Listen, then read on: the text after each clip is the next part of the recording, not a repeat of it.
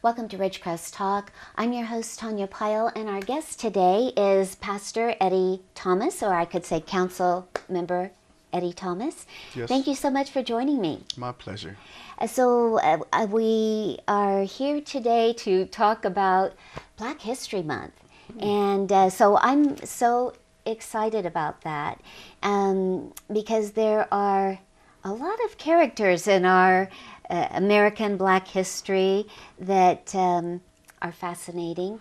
And so maybe you can help me with that, expand that for me. But just to start, what does Black History Month mean to you? I think it means to me two things: an opportunity for us to reflect. Then another aspect is to appreciate what people have gone through for the liberty that we enjoy today. Mm-hmm. Okay, so your church is having an event. Tell us about that. We're having an event tomorrow starting at 11 o'clock at 242 West Panamint. We're trying to do something different in reference to educating the young people, in reference to having an opportunity to reflect upon the struggle that some of our past Black history personnel that have went through, so they can appreciate and also be educated as to what they went through to get where we're at today. So, of your specific personnel at your church, you said? We'll have some people at the church, but we'll also have some guest speakers that'll be there. We'll have a festival event that will take place after the program. We'll have booths set up for education, for history, for as books, as far as things that were invented. We'll have people there that'll be talking to give them a questionnaire in reference to did you know kind of setting, so that the kids can get an opportunity to discover what they don't know, as well as us adults, because we don't know it as much as we think we do either. Right. So. There's so much to cover. Yes, ma'am. And so many different aspects of our Black history. In any aspect of our society, whether it's church, gospel music, the influence of music, not just gospel, but I think of also jazz and the whole, of course, sports, of course, the highest seat in the law of our land now, our president. And so you're in leadership not only in church, but also as a council member. So how are you liking that, by the way? I'm really enjoying it. I'm learning a lot. Mm-hmm. I'm meeting some fabulous people that are willing to help me. More importantly, willing to pray for me. And you know, the hard part about it is really keeping what the main issue, and that is to hear the heartbeat of the people and to make sure that we are constantly moving Ridgecrest forward, that we're not staying stagnated or reverting back to some of the old ways. So, Did you go in there with a specific sort of mindset or goal, or something in particular you wanted to affect, or you just wanted to be in leadership, or what? Well, I think to some degree, if you don't mind me saying this, I went in there with the gangbuster kind of attitude, like I was going to change the world in a matter of 3 days. Sure. Only to discover that that's not realistic. But sometimes you need that, beginning sort of impetus to carry through the drudgery of it. I did, but I didn't know how long or what it takes to get things through the process of government.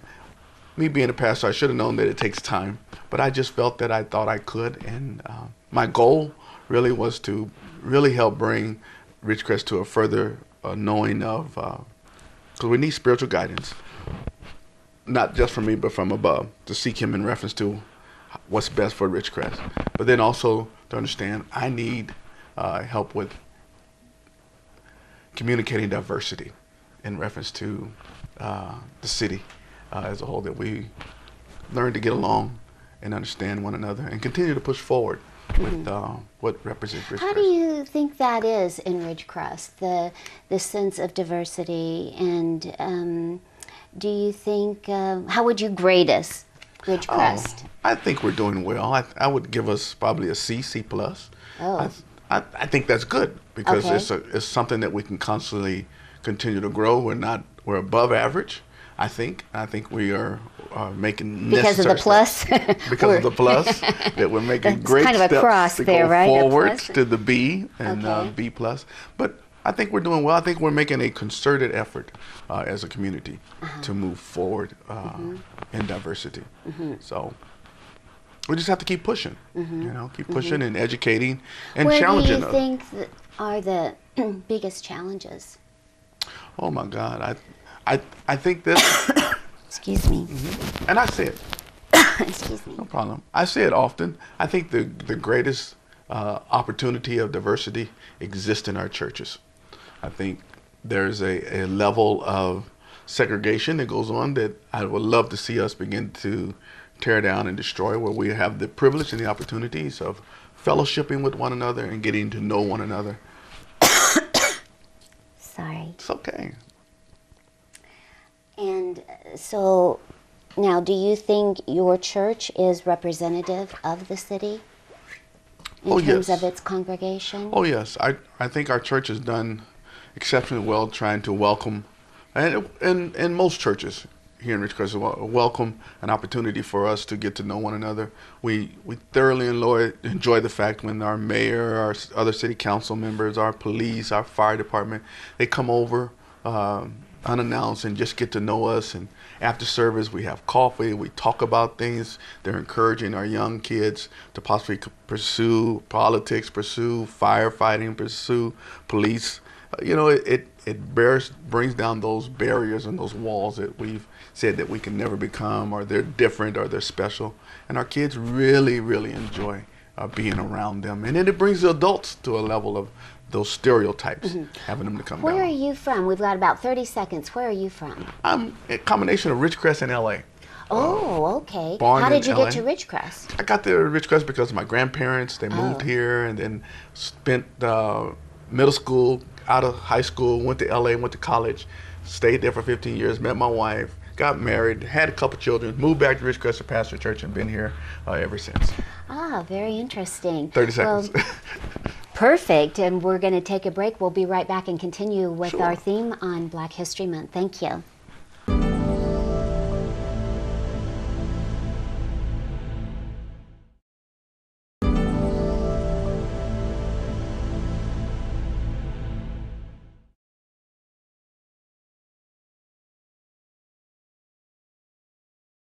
Welcome back to Ridgecrest Talk with our guest pastor and Councilman Eddie Thomas from Victory Baptist Church. I about said Ridgecrest Baptist Church. Sorry about that. It's okay. And but it is in Ridgecrest. Yes. And you're getting ready for your event. You mentioned that you have a lot that will be on display in booths of education and things of that nature. So if I'm not putting you on the spot too much, who are some historic figures in Black history who you get excited about, or particular something or other of Black history that gets you excited you'd like to share with kids especially, I think? Oh, I really, really admire this person that came to our church. I only knew her from history, from the pages, but Rosa Parks, Okay. several years ago, came to Ridgecrest, really? stayed here, and was at our church. And we got a chance to go sit with her, talk with that her, right? have her sign books. Oh, my. And it was just truly remarkable I'll as bet. to identify with what I've seen in pages, to actually get an opportunity to touch and embrace and communicate with her about history and her struggle and all the events that went on with her in the bus situation. So Right.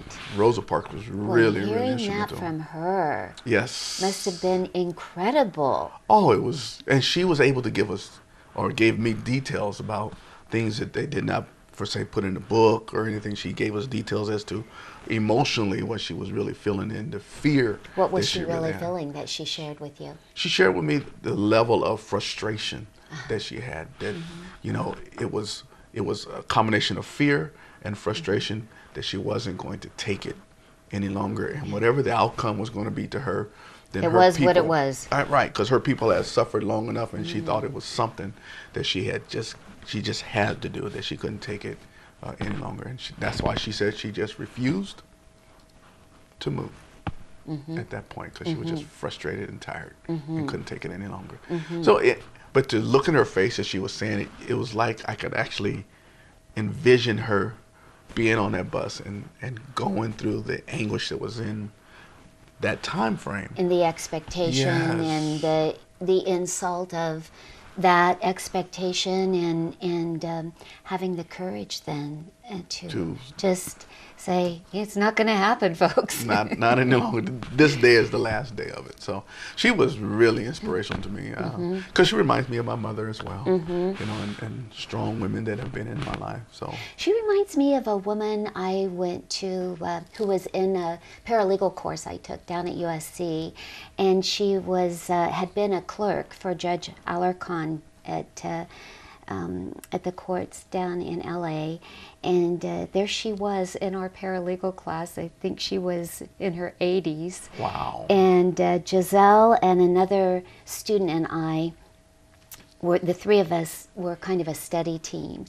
And she was always so gracious when she had to correct our attorney instructor, and because she knew the procedure very well. And that, of course, is the job of a paralegal, is the procedural part of pushing things through. And so she was quite amazing, a Christian woman, and she was always so gracious. It was one of those things where you knew she was a Christian because of the way she would, like I said, correct the professor when he, being an attorney, didn't know the procedure quite as well as she did, having she worked had a gentle hand about herself. Very gracious. She was very gracious, but she would make the correction, and it was so interesting. Wow. And she was great as a study person, as you can imagine. But now, when you say it inspired you, have there been times in your life that you've had to take that kind of a stand? Or, you know, it's a different era. It's a different time. It's a different place. This isn't the South. I didn't grow up in the South, and so different parts of America have had different experiences. But because it meant so much to you, have you felt that personally, or? Oh yes, I mean, growing up in here being Ridgecrest, in middle school and going through high school, we experienced it, you know, because Ridgecrest obviously was evolving from where it come from to where it is now. So we experienced the Wild West. The wild, well, you could call it that, or not the Desert Rose. Called the desert.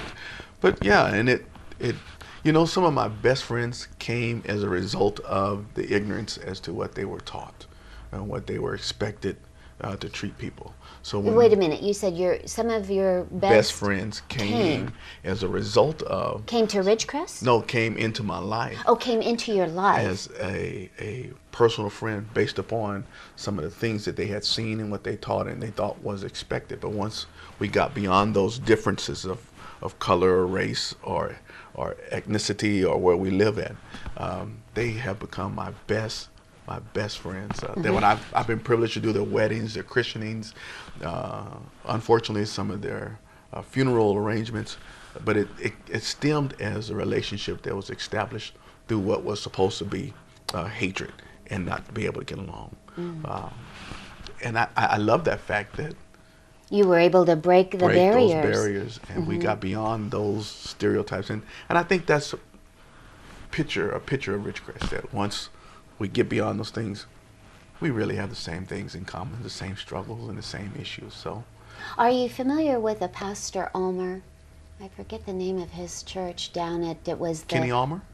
Yeah, I'm pretty sure it's Kenny. His church started, I don't know, are they still at what used to be the Forum? They no longer are there. They're no longer there. They went back to their original location, but I'm Where very was familiar. That? It's in Inglewood as well. It's not far. It's not far from the Forum. Oh, okay. Yes. Okay. Well, I just remember when he came to Church on the Way. I was Church on the Way for 20 years, and I remember him saying, there's only one race, and it's the human race. That's right.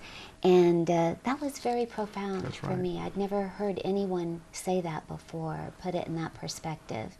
And so then he, that really affected my life. There's different cultures. And best case scenario, all cultures have issues with coming together. They do.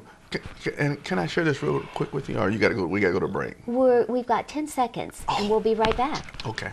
Well, I'll hold off. Okay, hold that thought, and we're going to start with that, okay? Okay. Hold that thought. I'll hold it as long as I can. Okay, Thank you. okay, we'll be right back. Thank you.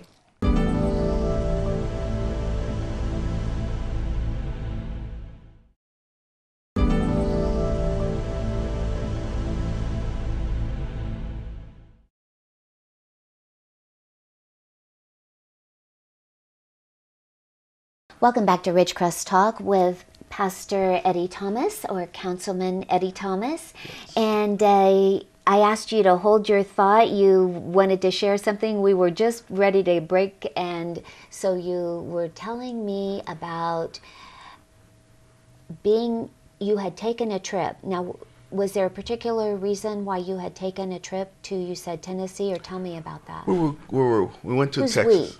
Me and my family. Okay. We were doing a family reunion, and we decided that we wanted to go to Tennessee.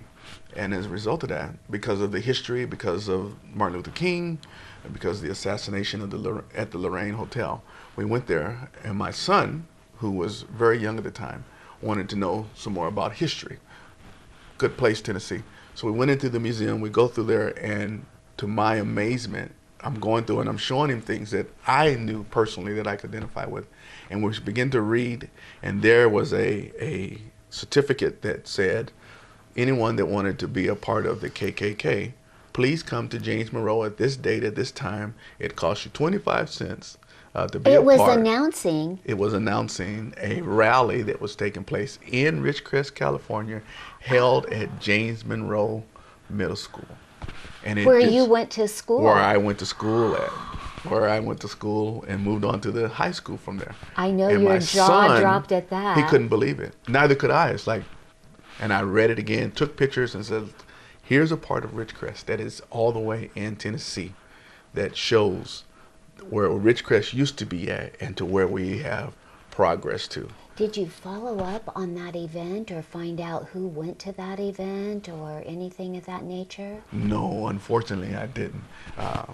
But I know that there was people that I brought that awareness to them, and they couldn't believe it as well, that Ridgecrest came from that particular background. What year was that? Because that doesn't even seem like the KKK. Well, sometimes they still talk about the KKK being around or something. I always think, where does this come from?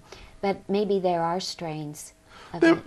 There probably are those that still participate, but I think as a whole, Ridgecrest got far more greater people that do not get lost in all of those antics of hatred. Right. No, it doesn't strike me as, we're home and support to the Naval Air Weapons Station, so our mission is America as a whole, which embraces everyone, of course. So it doesn't seem like Ridgecrest at all to me, but if it was, it was. It was there. It was printed up, and it was amazing to me to see that. Might have to just accept that. It'd be a hard thing to swallow, but it's okay. It's a good thing. It's a part of who we were, but it's not a part of as to who we are. So, or it was at least a part of somebody who was maybe trying to bring it here. Correct. Not necessarily a part of Ridgecrest, but correct. But we've moved. Well, I think we've moved past that, far past that. Prime example, me being on city council. Do you think anyone embraced it? Oh, I think there were probably people that in that era and that time that did. But you don't know. I don't know. Oh, okay. I don't know, and I don't know if they presented that information that would be open knowledge. I think a very fascinating character who I think of from Black history, and there's always different ones that pop up, but Bass Reeves is someone who I just think, Oh, I've got to read this book, Legends and Lies. And I guess there are other, maybe more accurate historic accounts of his experience, but he was from the 1800s and was a U.S. Marshal from the West. But I mean, maybe the West wasn't this far west at the time. I think maybe more Oklahoma, Probably more about right up to sort there. of Indian country. And but what an interesting character he was, and of course he's I guess the person they based the Lone Ranger, which I watched growing up, and that's just amazing to me. Wow. So are you saying that you can go back that far and remember the Lone Ranger? Oh, I mean, I grew up watching the Lone Okay. Ranger. So did I. yes. So did I. That, Andy Griffin, all those good old Rin movies. Tin Tin. Yes, Rifleman. Looney Tunes. Good days. So I loved the Lone Ranger, but I think it was surprising to me. You never really knew this was a real person in history, and to find out it was based on a black U.S. Marshal and an Indian named Tonto. Yes. He called Tonto, and it was the only person he cared to work with, and they accomplished what they needed to do. I think in my own life, one of the people who has meant so much to me is a pastor at my well, she's a doctor of theology, Okay. not really a pastor, but she led a lot of mission teams to Africa. Have you ever been to Africa? No, but we have a church there, not us. Okay. We were participating in the church Victory that we're Baptist in. has No, it? in Los Angeles. Okay. Okay. We purchased some land and built a church out there, but go ahead with your story. Well, having taken a lot of teams to different areas in Africa, so one time I was on her team, which I couldn't afford to go to Africa, but I went to a housing project in LA, and she conducted a local missionary team for people who wanted to just do a local project. And just in the course of our conversation, I'll never forget her saying to me, "I'm so glad my relatives got on that boat." And I was so blessed by that, because you don't hear that many people make that kind of a confession or proclamation or a statement from the black community, because there may be a sense of bitterness, or maybe not even bitterness, but not a sense of inclusion. And so to hear someone just say, "I'm so glad my family got on that boat," and she'd had such a hard life. But so, aside from Rosa Parks, is someone you have looked up to, or who inspired you to become a pastor? Were you just called, or? I was at a very early age. Okay. But I went to my current pastor, my pastor at that time, and asked him, "What's going on? I can't sleep. I'm having these dreams of me being in the pulpit, me speaking over people." At an early age, I would go to clubs, and I'd find myself counseling, encouraging people that were much older than me about marriage, about relationships, about their life and their lifestyle. So I knew at an early age. So they turned to you as a Christian. Yeah, but I was not living the Christian life. Okay. But I was in the environment that would dictate that I'm not a Christian. But I would still find myself doing Christian things, counseling, encouraging people. And I didn't know, and then I was having these dreams of me with a Bible preaching, and I couldn't understand why. So I went to a person that I considered my pastor, but I wasn't really going that often. Well, and we've got about 10 seconds, and what did he say? He told me to run from it if you can. Oh. Because it's a very demanding responsibility, because you're dealing with people's lives, and it's life and death issues. So I attempted it and was not able to run, and I ended up being a pastor now because I couldn't avoid that calling on my life. So. Interesting. Well, tomorrow, starting 11 o'clock, Victory Baptist Church. Yes, be there. Be there so we can tell you, why does the Statue of Liberty have chains on the bottom of her feet? Thank you so much for joining us today. Thank you.